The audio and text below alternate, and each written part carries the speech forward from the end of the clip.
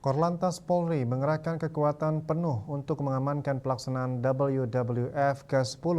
Selain melibatkan 2.446 Polantas Nusantara, BKU seluruh Polda di Indonesia juga mengerahkan puluhan kendaraan listrik dan bahan bakar fosil.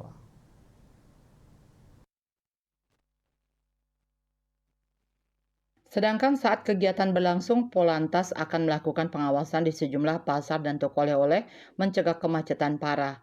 Hal ini disampaikan Dirgakum Korlantas Polri Brigjen Polisi Raden Slamet Santoso sebagai Kepala Satuan Tugas Pengawalan Rute Patroli dan Parkir Kasatgas Walrolakir Operasi Puri Agung 2024 Minggu 12 Mei 2024. Ia mengatakan Satgas Walrolakir terdiri dari Satgas Wal Pengawal, Satgas Rute dan Satgas Parkir.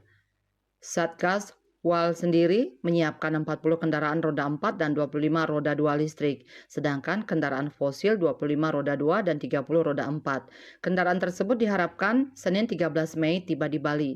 Pihaknya sudah mempersiapkan 2.446 personel untuk mendukung kegiatan tersebut, termasuk 1.532 personel BKU dari jajaran Polantas Nusantara seluruh Polda se-Indonesia untuk backup rute dan parkir. Terkait hal tersebut, Korlantas sudah berkoordinasi dengan Pas Pampres.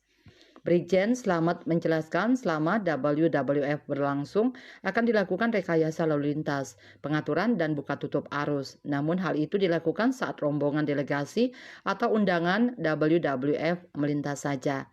Dengan demikian, tidak mengganggu aktivitas wisatawan dan masyarakat. Terkait ada wacana sekolah dan kantor di seputaran kegiatan WWF diliburkan, mantan Wakapolda Daerah Istimewa Yogyakarta ini menjelaskan itu masih usulan atau dorongan dari Pemprov Bali dan Pemkab untuk mengurangi kepadatan lalu lintas. Namun saat ini masih menunggu keputusan dari Pemda terkait. Selain itu, pengecekan jalur sudah dilakukan dan kondisi jalan cukup baik serta tidak ada pembangunan serta penutupan. Ditambahkannya ada beberapa U-turn jalan, pertigaan dan perempatan perlu diantisipasi, termasuk ada pasar dan pusat oleh-oleh. Sudah diantisipasi terjadinya kemacetan. Kertanegara Bali Pos melaporkan.